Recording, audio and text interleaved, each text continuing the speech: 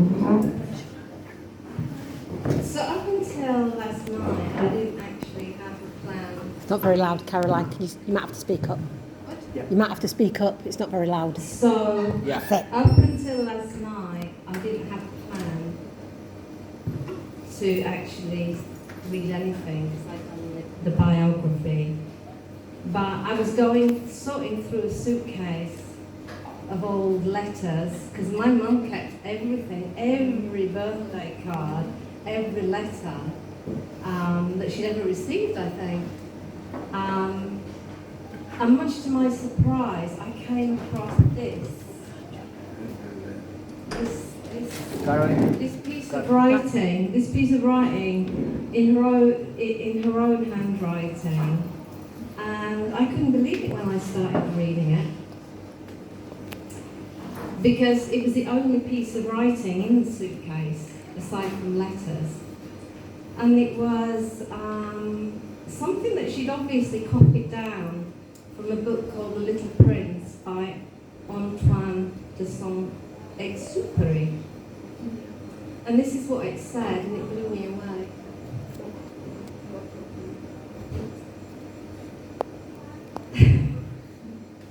I shall look as if I were dead, but that will not be true. You must understand, I cannot carry this body with me. It is too heavy. It will be like an old abandoned shell, but there is nothing sad about old shells.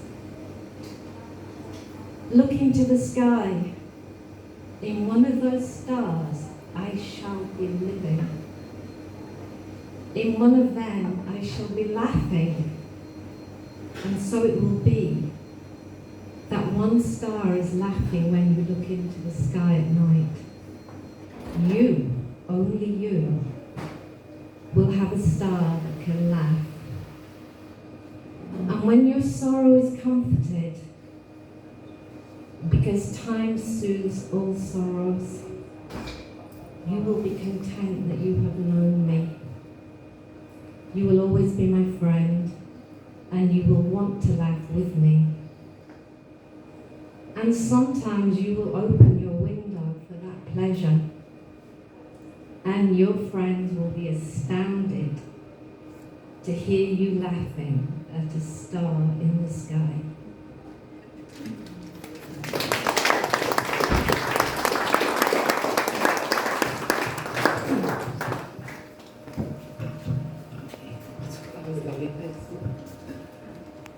I know a few other family members would like to say something. Would anyone like to go first?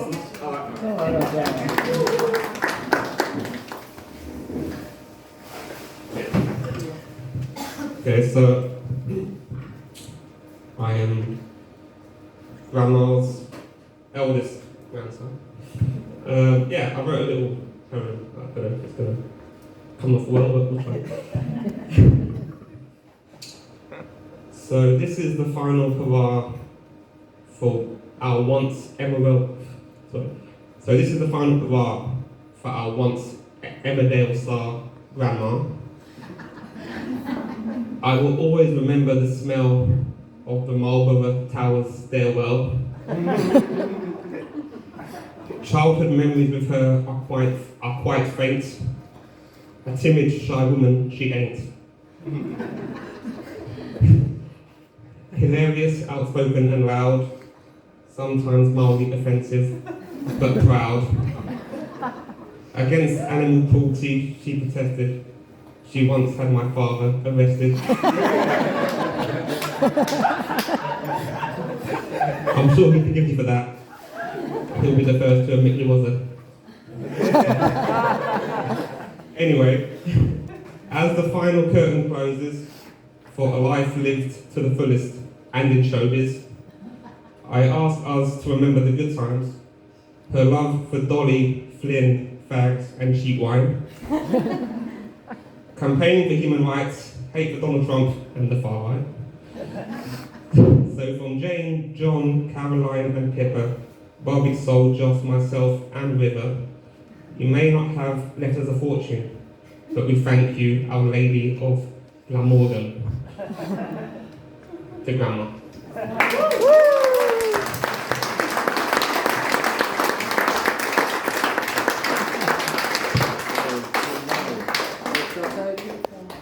So that was hilarious. Jane? Otto, hard act to follow. I found myself this morning in the unusual position of having nothing to do, so I went and sat in the woods and wrote a poem. Okay. To my mother, some things I wish I'd told you. Funny how, when someone's dead, I think of things I wish I'd said. Like, well done you, you seized the days. You followed life's less travelled ways. I take life as it comes, you said, resplendent on your flame-proof bed, with fags to smoke and birds to spot, and instant oats straight from the pot, and squirrels asking to be fed. How very zen, I wish I'd said. You, living in the present tense, spouting mostly common sense, and not afraid to speak your mind. You're Yorkshire, you speak as you find. So, gentle listeners, hark, think on, speak lovely words before they're gone.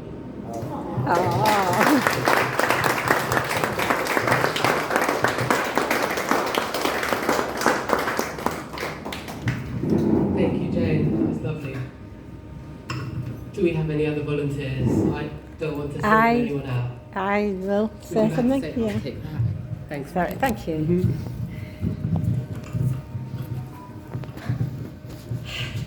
Right, well I haven't written anything in advance, sorry. They're the more sort of like, talented ones.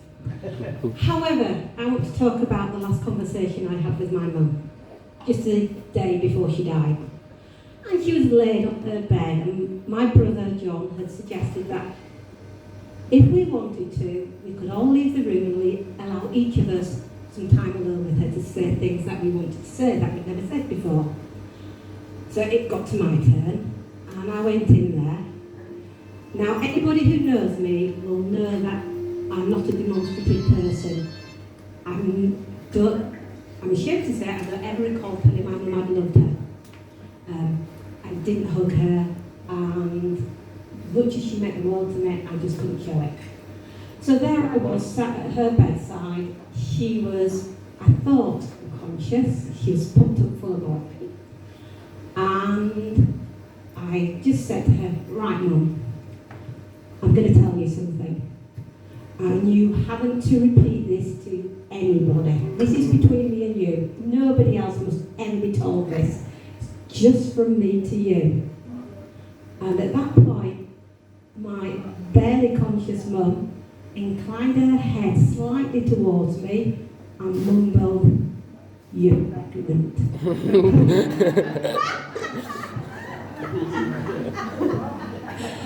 And I just cracked up. I couldn't stop laughing and just said, "Mum, you've still got it." I did go on to tell her that I loved her. That was the highlight of our conversation that day. And the last thing she ever said to me. Okay. Anybody else?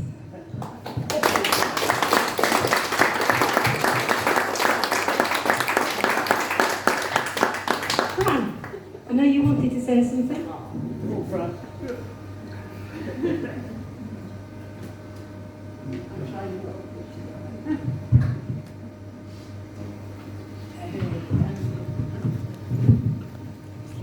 Good afternoon, ladies and gentlemen.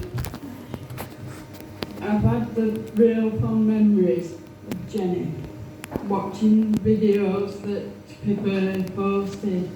She was always smiling when she was in my company.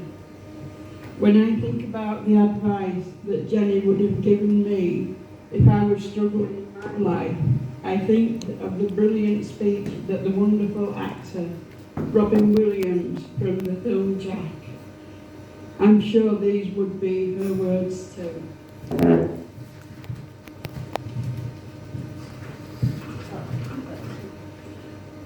know, as we come to the end of our phase of our lives, we find ourselves trying to remember the good times and trying to forget the bad times.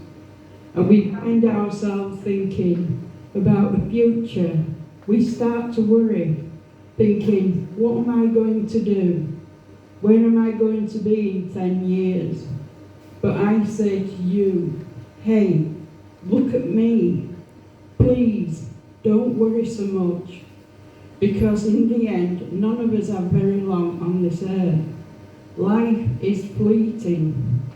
And if you're ever stressed, cast your eyes to the summer sky, when the stars are strung across the velvety night, and when a shooting star streaks through the blackness, turning night into day. Make a wish, think of me. Make your life spectacular.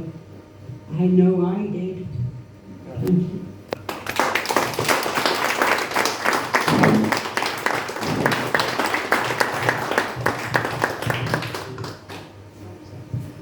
Thank you, Fran. That was lovely.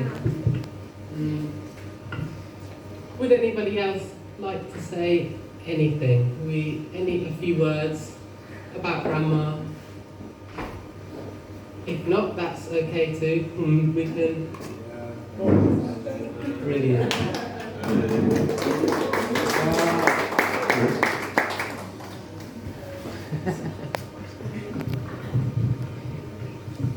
Hello, I'm the favourite.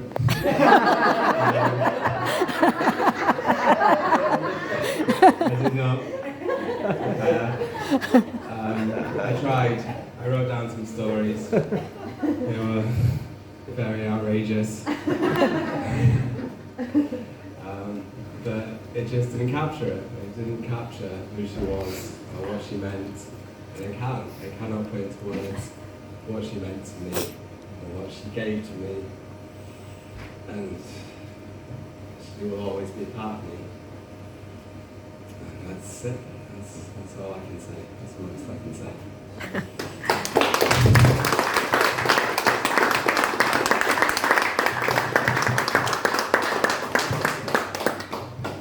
It's hilarious and very emotional. As a lot of today has been. So, one more time, or time again, if someone else wants to say something, would anybody else like to say a few words? Would you like to say something? My name is Norman. I live here, and I didn't know Jennie very long. But one thing I did know is about a love for animals. You know, until last year, we had a Bichon Frise dog called Heidi. And the first time I saw Jennie was when we couldn't go into the woods to walk the dogs, and we had to walk around the block. So we came to the gate, through the path with the dog, and Jennie was outside, and she says, "That's a lovely dog, that. What's her name?" "It's Heidi." "Oh, she's gorgeous." Right, round the block. Next day, up the gate, through the path. Jennie's outside again. "That's a lovely dog." "What's her name?" "It's Heidi." "Oh, she's a gorgeous dog." Let me just round the block again. Next day, through the gate, up the path. "That's a great dog." "What's her name?" "Jennie, it's Heidi." "Oh, she's absolutely gorgeous." You just couldn't get over the fact that she really loved dogs. And I know that she's getting towards the end, but I always thought, well, if you love dogs like that, there can't be much wrong with you. Thank you.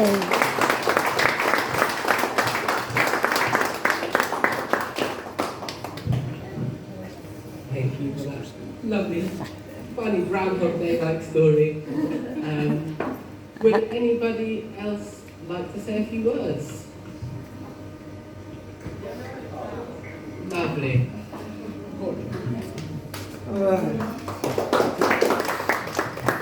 Hello. Right. I thought I was the favourite. That's the reason I got up. I'm prepared. I've written no poems or anything. Yeah, I just love my mum, and she was a great person, and I miss being told to shut up. And you don't do anything, John. Yeah, she's a character. And I guess one story that I often tell is just things like once our neighbours, they put a National Front poster up in the window when we were growing up, and my mum just, she knocked on the door and said, "Excuse me, I find that really offensive. Would you mind taking it down?" And they said, "Oh, yeah, I'm really sorry." And they took it down. And she was just someone who, that conscience and that kind of sense of, of doing the right thing was just someone it was something she always had, and she'll truly be missed sometimes. So thank you.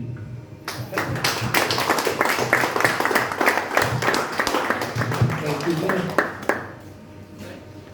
You guys know what I'm going to say? I'd like to say something.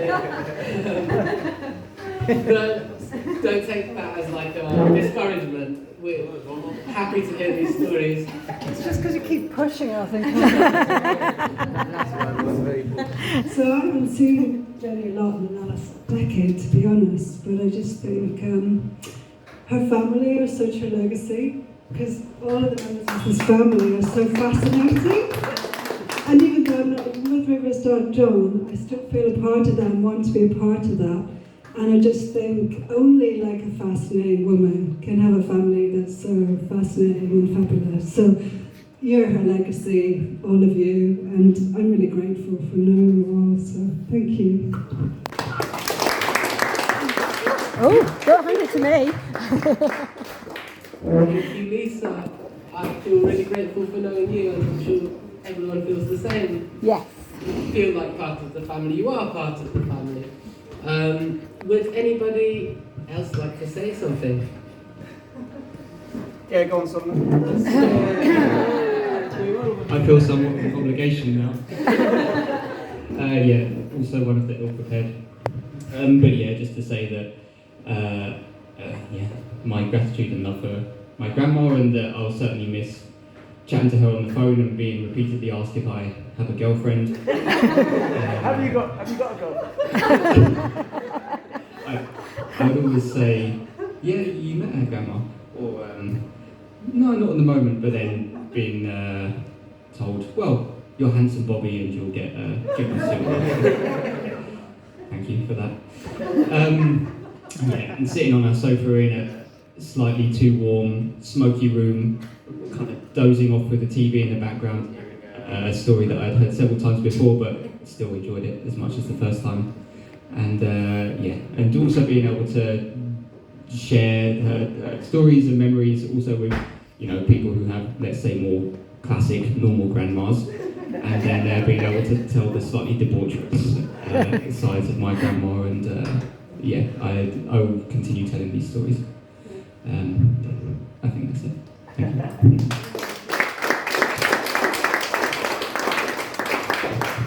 Thank you, Bobby. Anybody else? I think, Lovely.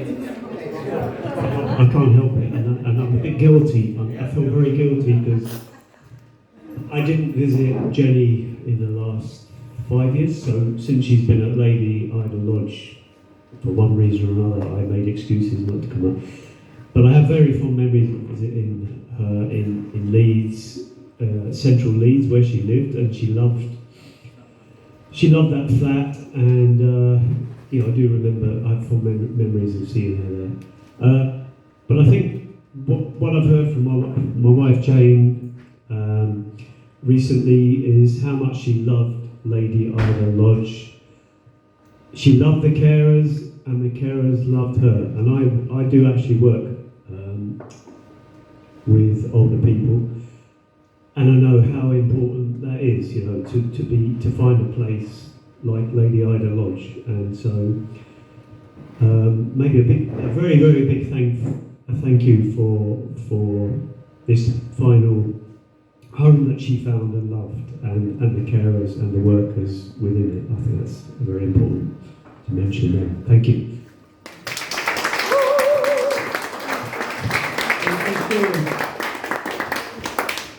You know, up until this morning, I'd asked everyone who would like to say something. The only person that said they would like to say something is Fran, and it was a beautiful speech. I'm so glad you did. And thank you everyone else for saying things as well. We have another wonderful. Thank you. I just want to say that I was next door to Jenny, and I met her family, and I couldn't believe how good they all were. And honestly, such lovely people, all different, in different ways. And Jenny was one of those people that you couldn't help but love because she was so down to earth. She said it as it was. And she used to say, do you like it men? I said, yes. She said, we'll get on then. So, we did get on, it was really nice. She made people laugh outside, and she joined people all the cigarettes smoked too. And we don't have a cigarette together. And everyone was laughing, it was just so nice. She didn't get down as much after this probably like I didn't either. So I didn't get to see each other as much. But she actually left me alone when I first saw that one of the children had made for her. Sorry. Had made for her. And she left it for me. Because I actually went into hospital the day she died. And as my daughter just couldn't believe it.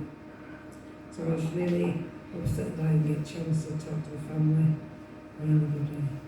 But you're all a wonderful family. I think she's been blessed. Thank you very much. Thank you.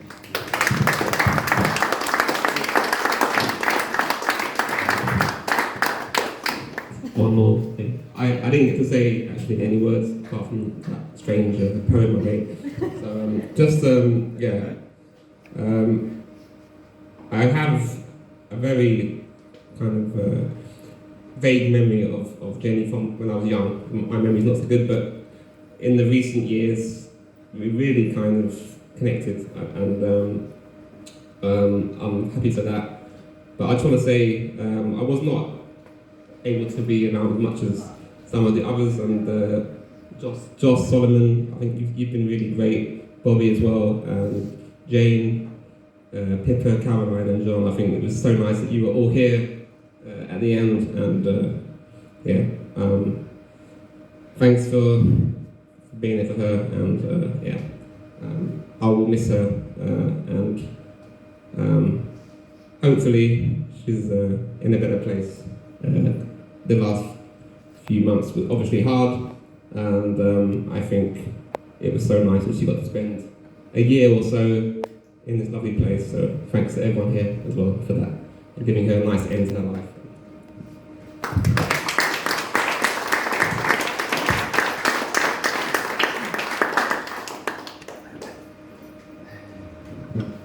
Would anybody like to? I guess after. No, you first. I'll say thank you. Sorry, I feel a bit bad because I'm the only kind of member of the family who hasn't said anything yet. But the whole truth, according to Jenny, is that John and we were her favorites. But in a different level. Anyway, I remember her with all my heart. I don't want to get emotional, so thank you everyone for being here. I love you all.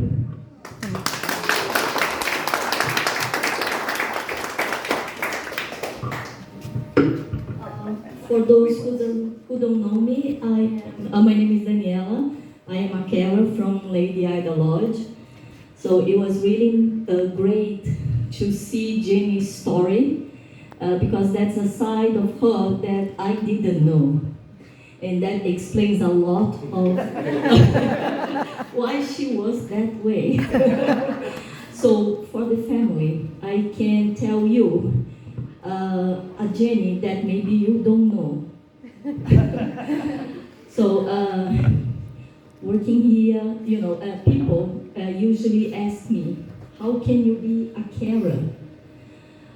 It's hard to explain, but then when you have people like Jenny, it's so worth it. Because we love every resident, but personally, I wished everybody was like her. Yes, a little bit like Jenny, please. Because no matter what, if I was late or if I had to leave early, if I made a mistake, and oh my gosh, I made so many mistakes there, she will always be like, don't be silly, Daniela, you're all right. So, thank you, Jenny, for everything. And we carers, we love her. We miss her so much.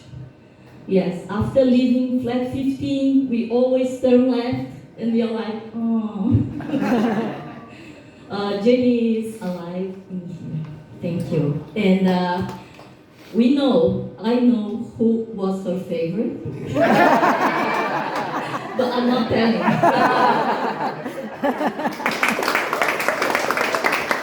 You can tell me later when the microphone's on. Would anybody else like to say anything? Hello, my name's Michael. I think most people won't know me. I'm Jenny's nephew, so Ronnie's brother's son. We're from Keighley, and it was a long way to Leeds in them days for my family, so we never really got to know John and Pippa and Jane, etc. So I didn't really know that well, so I think since I've been grown up I've met Jenny once, and that was about 10 years ago in a pub. And I think John was maybe there. John's trying to remember whether he was there or not. Caroline was there, definitely.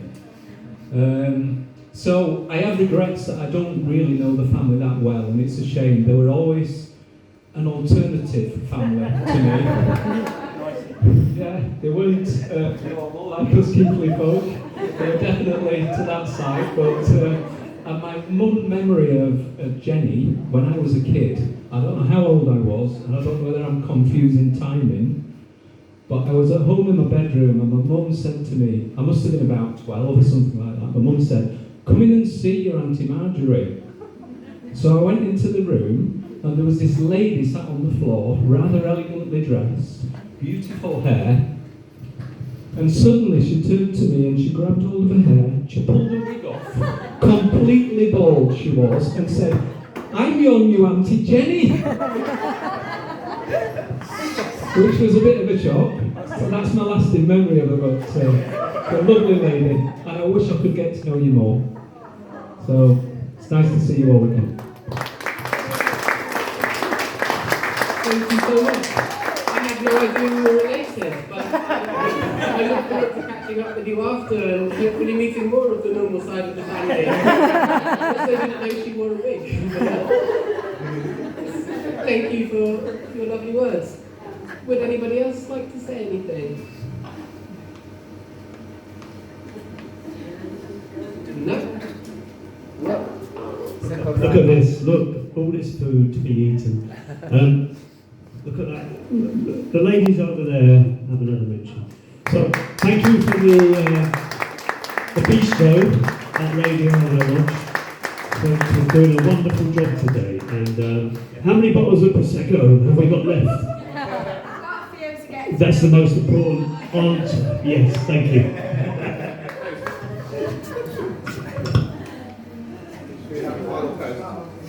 Final toast to the wonderful Jennie Dent. Thank you.